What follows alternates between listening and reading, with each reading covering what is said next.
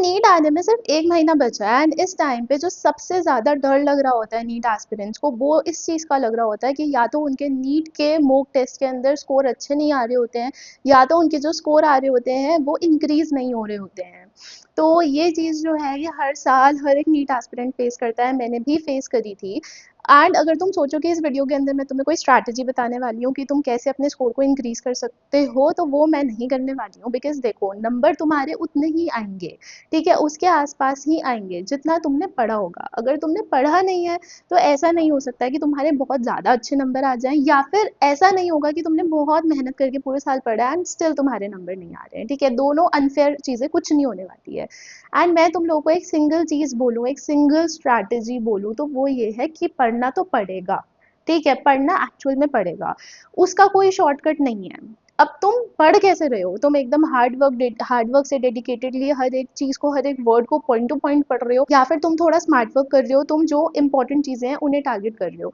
वो तुम्हारा way of learning है, ठीक है? बट पढ़ना तो पड़ेगा, so there is no strategy. But हम क्या कर सकते हैं, हम जो हमारे मार्क्स एक जगह पे स्टक है, हम उन्हें इंक्रीज कर सकते हैं। So hello everyone, my name is Tanvi Goyal and I am a second year MBBS student and I think so कि तुम में से काफ़ी मेरे जो पहले के सब्सक्राइबर्स हैं वो मुझे जानते भी होंगे। तो देखो यार, जब मैं भी अपने नीट के टाइम पे थी ना, तो ये तो था कि हाँ, मैंने पूरे साल पढ़ा है, पूरे साल बहुत सारा पढ़ा है। बट जब मैंने भी अपना फर्स्ट मॉक टेस्ट दिया था, तो मेरा भी स्कोर कुछ बहुत ज़्यादा नहीं आया था, it was around 300 to 400 only. But ये था कि मुझे पता था कि मुझे उसको इम्प्रूव करने पे काम करना है। ये नहीं था कि हाँ, 300 फर्स्ट टेस्ट में 300 आया, फर्स्ट टेस्ट पे मैं डीमोटिवेटेड फील होने लग गई एकदम कि नहीं, मुझसे तो हो ही नहीं पाएगा, मैंने तो पूरे साल बेकार में पढ़ा है, जो नीट है वो मेरे लिए बना ही नहीं है। ये जो सारी बेफालतू की थॉट्स आती है ना दिमाग में, या फिर जो लोग कोचिंग सेंटर्स में जाके टेस्ट देते हैं एंड उसका जो स्कोर है वो उनके पेरेंट्स के फ़ोन पे भी फॉरवर्ड किया जाता है, या फिर फॉरवर्ड भी नहीं होता तो पेरेंट्स पूछते हैं कि हर एक मॉक टेस्ट में तेरा कितना स्कोर आया, कितना स्कोर आया। तो तुम लोगों के माइंड में ये भी कांस्टेंट स्ट्रेस बना रहता है कि मैं क्या बताऊंगा अपने पेरेंट्स को कि मेरे कितने नंबर आए हैं। तो यार देखो, ये सारी चीज़ें ना साइड में रख दो। तुम क्या दे रहे हो यहाँ पे, क्या सॉल्व कर रहे हो? मॉक टेस्ट सॉल्व कर रहे हो। ये तुम्हारा मेन नीट का पेपर नहीं है, इसके नाम में ही आ रहा है मॉक टेस्ट। ये तुम्हारे लिए एक प्रैक्टिस पेपर है भाई, जो कि तुम्हारी तुम्हारी खुद की प्रैक्टिस के लिए ही है। तो अगर तुम इसी से ही डर जाओगे तो मेन नीट का पेपर दोगे कैसे? तो देखो, तुम्हारे ना इस टाइम पे दो कंसर्न्स होंगे कि पहले तो मैं अपना स्कोर कैसे इंक्रीज करूं, और दूसरा ये कि अगर तो तुम्हारे जो मार्क्स हैं वो तुम्हारे पेरेंट्स सुन के ये कहते हैं कि ये तो बहुत कम है और ऐसे कैसे सिलेक्शन होगा, तो तुम उस चीज़ से कैसे डील करो। तो देखो, जैसे तुम लोगों को पता है that I am your motivation buddy, तो मैं इन दोनों सिचुएशन से तुम्हें ना बाहर निकालने की थोड़ी कोशिश करूंगी इस वीडियो के अंदर, and I think so, I hope so कि तुम्हें हेल्प मिले जो चीज़ें तुमने पूरे साल में पढ़ी है। अच्छा हाँ, और अगर तो तुमने पढ़ा ही नहीं है ना, तो ये वीडियो तुम्हारे लिए नहीं है, क्योंकि अगर तुमने पढ़ा नहीं है तो मैं कैसे, किस तरीके से तुम्हारे मार्क्स लाऊं लाइक। हो सकता है कि तुम एक दो मॉक टेस्ट में तुम्हारे बहुत ज़्यादा तुक्के लग जाएं और तुम्हारा बहुत ही एकदम 600 650 स्कोर आ जाए, बट वो ज़रूरी नहीं है ना वो हमेशा काम करेगा। तो ये वीडियो उन्हीं के लिए है जिन्होंने एक्चुअली पूरे साल मेहनत करके पढ़ा है। तो अगर इस टाइम पे तुम्हारे स्कोर नहीं आ रहे हैं, देखो फर्स्ट 5 मॉक टेस्ट का तो सोचो ही मत, ठीक है? फर्स्ट 5 मॉक टेस्ट ऐसा है कि पूरे साल से जो तुमने पढ़ा है वो अब धीरे धीरे तुम्हारे माइंड में रिकॉल होगा और तुम्हें इस चीज़ की रियलाइजेशन होगी कि जो पेपर है वो ऑन टाइम पूरा होना भी ज़रूरी है, ठीक है? तो जो पहले के तुम्हारे 5 मॉक टेस्ट है उनके स्कोर के बारे में तो सोचो ही मत। तुम्हें बस क्या करना है कि उन पाँचों को एनालाइज ज़रूर करना है कि तुम्हारी क्या क्या गलतियाँ हुई है। उसके बाद से तुम्हारे जितने भी मॉक टेस्ट होंगे तो उसके अंदर तुम्हें ये कोशिश करनी है कि धीरे धीरे करके तुम्हारी स्पीड इंप्रूव हो। देखो, मार्क्स जो है वो क्यों डिडक्ट होते हैं? हो सकता है कि तुमने जो पढ़ा है वो उस टाइम पे तुम्हें याद नहीं आ रहा है पेपर के टाइम पे, क्यों? क्योंकि उस टाइम पे बहुत ज़्यादा स्ट्रेस है, एंग्जाइटी हो रही है, तुम अंडर ऐसा कांस्टेंट प्रेशर हो, तुम्हें याद नहीं आ रहा है। तो उसके लिए तो तुम्हें क्या करना पड़ेगा, अपने स्ट्रेस को डील करना सीखना पड़ेगा, और वो जो है वो विद टाइम आ जाएगा। क्यों? क्योंकि देखो, तुम्हें जब तुम्हें इस चीज़ की रियलाइजेशन हो जाएगी ना कि ये एक पेपर ही है, ठीक है? अगर तो तुमने मेहनत करी है तो तुम्हारा क्लियर हो जाएगा। जब तुम्हारे अंदर ये वाली चीज़ आ जाएगी तो स्ट्रेस अपने आप कम हो जाएगा एंड कॉन्फिडेंस इंक्रीज हो जाएगा। कॉन्फिडेंस धीरे धीरे तभी इंक्रीज होगा जब तुम्हारे मार्क्स इंक्रीज होंगे। तो तुम्हें क्या करना है, पेपर के टाइम पे बिल्कुल भी स्ट्रेस नहीं लेना है। स्ट्रेस नहीं लोगे तो ना तो सिली मिस्टेक्स होंगी, ना तो तुम्हारा पेपर छूटेगा, ठीक है? ना तो आते हुए टॉपिक्स तुम उस टाइम पे भूल जाओगे। ऐसे होता है ना कि ये मैंने पढ़ा था बट पेपर के टाइम में मुझे याद ही नहीं आ रहा है कि था क्या। मतलब वो एक सिंगल वर्ड है उसके आसपास का कौन सा पैराग्राफ था, कौन सा डायग्राम था, वो सब तुम्हें बिल्कुल अच्छे से याद है, बट वही जो एक पर्टिकुलर पॉइंट है, वही जो एक पर्टिकुलर वर्ड है, वो तुम्हें याद नहीं आ रहा है। तो ये सारी चीजें स्ट्रेस की वजह से ही हो रही है ना। तो तुम्हें अपने आप को ना पेपर के टाइम पे थोड़ा काम डाउन रखना पड़ेगा, ठीक है? इतनी आलतू फालतू की चीजें नहीं सोचनी है। अगर तो तुमने हार्ड वर्क करा है, तुम्हारा लक होगा, तो तुम्हारा पेपर क्लियर होगा ना। क्यों क्यों फिर ऐसा होगा कि भाई जिस बच्चे ने पूरे साल मेहनत करी है उसका पेपर क्लियर नहीं हो रहा है, ठीक है? तो तुम्हें इन सब चीज़ों के बारे में नहीं सोचना है, तुम्हारा पेपर ऑन टाइम पूरा होगा। अब देखो, अगर तुम पेपर सॉल्व कर रहे हो तो ये नहीं कि स्टार्टिंग के हाफ ऑफ द पेपर में तुम बहुत ही धीरे से अच्छे से एकदम सारी चीज़ें सॉल्व कर रहे हो, ठीक है? एकदम ओएमआर में गोले भी एकदम सजा सजा के बना रहे हो, ठीक है? हर एक क्वेश्चन को क्रॉस चेक कर रहे हो। अगर ऐसा करोगे स्टार्टिंग के हाफ ऑफ द पेपर में, तो एंड में जाके ऑब्वियसली टाइम नहीं बचेगा, ठीक है? तब तुम्हारी ओएमआर भी ऐसे ऐसे फिल होगी, फिर जो क्वेश्चन है वो भी जस्ट ऊपर से देखेगी, हाँ पढ़ा पढ़ा पढ़ा टिक कर दिया, ठीक है? इस तरीके से होंगे।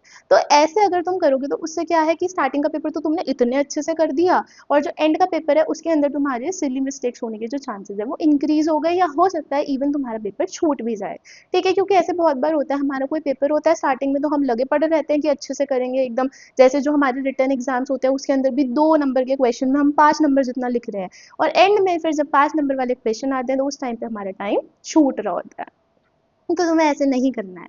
अपना जो टाइम डिवीजन है वो घर से बना के लेके जाना है कि हाँ, जैसे अगर किसी को केमिस्ट्री करने में सबसे ज़्यादा टाइम लगता है, तो उसके लिए तुम्हें सबसे ज़्यादा टाइम निकाल के रखना है। अगर तुम्हें लग रहा है कि तुम्हारा जो बायो वाला सेक्शन है वो 30 मिनट्स में हो जाएगा, तो वो घर से ही डिवाइड करके जाओ, एंड वहाँ पे जब तुम पेपर कर रहे हो तो साथ में जो क्लॉक होगी वहाँ पे, उससे अपना टाइम टैली करते रहो कि क्या मेरा बायो जो है वो 30 मिनट्स में हो गया है।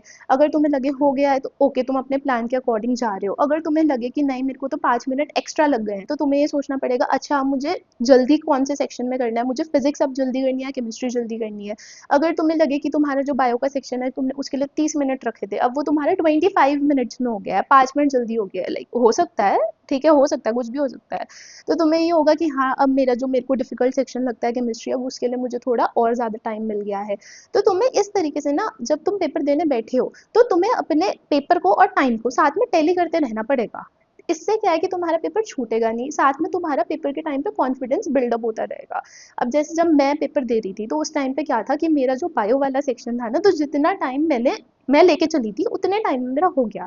तो उससे क्या हुआ, उस टाइम में मेरा कॉन्फिडेंस बूस्टअप हुआ कि हाँ, मेरा बायो हो गया है, तो होपफुली अब मेरा फिजिक्स और केमिस्ट्री भी हो जाएगा, ठीक है? तो यार देखो, बात रही इसकी, तो टाइम मैनेजमेंट तुम्हारा ऐसे ही होगा, स्पीड मैनेजमेंट तुम्हारा ऐसे ही होगा। अब देखो, ये जो टाइम आ जाता है ना, तो ये टाइम ऐसा होता है कि तुम सबसे ज़्यादा प्रायोरिटाइज करते हो मॉक टेस्ट सॉल्व करना।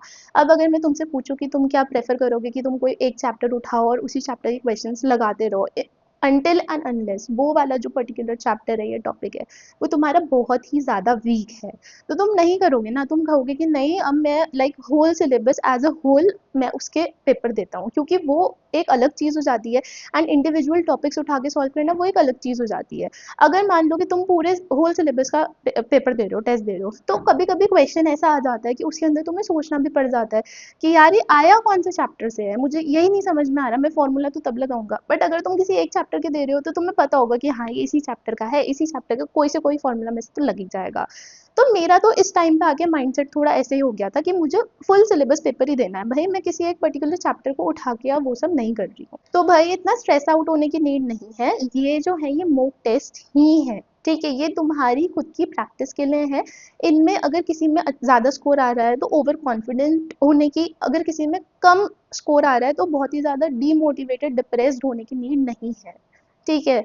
जो एक्चुअल नीट का पेपर है वो डिसाइडिंग होगा। ये तुम उससे पहले जस्ट प्रैक्टिस कर रही हो कि तुम्हारी जो सारी चीज़ें हैं वो टू द पॉइंट हो जाए। जब तुम उसका एनालिसिस करोगे तो तुम्हें पता चले कि तुम्हारा कौन सा वीक टॉपिक है। लाइक मैं तो यही करती थी, मैंने टेस्ट दिया, मैंने एनालिसिस करा, मुझे समझ में आया कि हाँ, मेरे इस चैप्टर से ना, फिजिक्स के इस चैप्टर से या इस टॉपिक से हर एक बार ना गलती हो ही रही है, मुझे वो नहीं समझ में आ रहा है।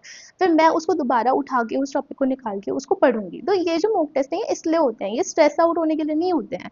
तुम अभी स्ट्रेस हो जाओगे, 1 महीना बचा है, पूरे साल की तुम्हारी मेहनत वो भी खराब हो जाएगी। और यार देखो, जो तुम्हारा दूसरा स्ट्रेस है ना कि पेरेंट्स पूछते हैं कि मॉक टेस्ट में कितना स्कोर आ रहा है, फिर उसके बेसिस पे जज करके कहते हैं कि तेरा तो अभी इतना स्कोर आ रहा है, मुझे तो पता है तेरा नीट में भी सिलेक्शन नहीं होगा। तो अगर ये सारी चीज़ें हो रही है ना, तो सिंपल तुम एक बार पेरेंट्स को बिठा के समझाने की कोशिश करो कि ये जो है ये मॉक टेस्ट होते हैं, एंड यूजुअली ऐसा होता है कि जो मॉक टेस्ट है वो एक्चुअल नीट के पेपर से ज़्यादा डिफिकल्ट बनाए जाते हैं बेटर प्रैक्टिस के लिए। उन्हें समझाने की कोशिश करो कि अभी तो मैंने 5 ही दिए हैं, अभी मैं 25 मॉक टेस्ट और दूंगा, तो आप एंड वाले तक वेट तो करो। और अगर तुम्हें लगे कि पेरेंट्स समझ रहे हैं, ठीक है, या जो भी तुम्हारा मेंटोर है वो समझ रहा है, गार्जियन है, तो वेल एंड गुड। अगर तुम्हें लग रहा है कि नहीं, कुछ फ़ायदा नहीं हो रहा है समझाने का, तो तुम्हें तो पता है ना, तुम्हें खुद पे विश्वास है ना, तुम्हें पता है कि तुम मेहनत कर रही हो, तो कोई बात नहीं। फिर उस टाइम पे ना एक कान से बातें सुन के दूसरे कान से निकाल दो, फिर इतना इतना फ़र्क नहीं पड़ता है, ठीक है, टू बी वेरी ऑनेस्ट। क्यों? क्योंकि पूरे साल पढ़ा तुमने है, ठीक है, पूरे साल से मेहनत तुमने करी है, अभी भी 1 महीने तक मॉक टेस्ट तुम दोगे, फिर फाइनल नीट का पेपर भी तुम ही देने जाओगे, सारा स्ट्रेस एंग्जाइटी भी तुम ही बेयर करोगे, फिर रिजल्ट भी तुम्हारा ही आएगा। तो अगर तुम्हें खुद पे विश्वास है ना, तो अभी फिलहाल के लिए 1 महीने के लिए इन बातों को एक कान से सुन के दूसरे से निकाल दो, क्योंकि अभी टाइम नहीं है, ठीक है, बिल्कुल भी टाइम नहीं है इन सारी चीज़ों को डील करने का। अगर तुम ये सारी चीज़ें लेके बैठ गए ना कि आज मेरे को पेरेंट्स ने ये बोल दिया, मेरे को टीचर ने ये बोल दिया, तो तुम ऑलरेडी मॉक टेस्ट के स्कोर्स को लेके डीमोटिवेटेड हो, तुम और ज़्यादा हो जाओगे। So just let it be, ठीक है। जो दूसरे वाला हमारा कंसर्न था ना कि पेरेंट्स क्या बोल रहे हैं स्कोर्स को देख के, तो उसको तो छोड़ ही दो, तुम्हें जस्ट मेहनत करते रहना है। जब वो देखेंगे ना कि इनिशियली तुम्हारा इतना अच्छा मार्क्स नहीं आ रहा था, बट लाइक बाद में चल के तुम्हारे जो मार्क्स हैं वो मॉक टेस्ट में इंक्रीज हो रहे हैं, अब अच्छे मार्क्स आ रहे हैं, 500 प्लस 600 प्लस आ रहे हैं, तो वो खुद तुम्हें कहेंगे कि अच्छा कर रही हो। सो आई होप सो जितने भी तुम नीट एस्पिरेंट्स हो, मैंने तुम लोग के माइंड को थोड़ा सा रिलैक्स करा होगा इस वीडियो के थ्रू, ठीक है। जितनी भी चीज़ें मैंने कही हैं उन्हें अपने दिमाग में रखो, ठीक है, मत सोचो, मत सोचो। एंड एक चीज़ और जो मैं कहूँगी वो ये है कि अभी एंड के 1 महीने में आके कोई भी स्ट्रैटेजी वीडियोज़ देखने की ज़रूरत नहीं है कि एंड के 1 महीने में पेपर कैसे क्लियर होगा, एंड के 1 महीने में ये कैसे होगा, वो कैसे होगा। कोई देखने की ज़रूरत नहीं है। अपनी पढ़ाई पे ध्यान लगाओ, ठीक है? पढ़ना पड़ेगा, हार्ड वर्क, उसी से ही तुम्हारा सिलेक्शन होगा। पढ़ाई पे ध्यान लगाओ, पेपर सॉल्व करो, उनका एनालिसिस करो, एंड अगर तुम कभी डीमोटिवेटेड फील करते हो तो आके वीडियो देख लो, ठीक है? ठीक है? Because your motivation buddy like me is always here. तो अगर तुम लोगों को वीडियो पसंद आई तो वीडियो को लाइक कर दो। अगर तुम्हारा कोई करीबी दोस्त है जिसे तुम मोटिवेटेड फील कराना चाहते हो, ऑब्वियसली आई नो कि कंपटीशन की वजह से तुम ज़्यादा लोगों को तो नहीं भेजोगे, तो उसे भेज देना। एंड अगर तुम्हें चाहिए कि और ऐसी मोटिवेशन वीडियोस तुम्हें टाइम टू टाइम मिलती रहे, तो चैनल को सब्सक्राइब कर देना।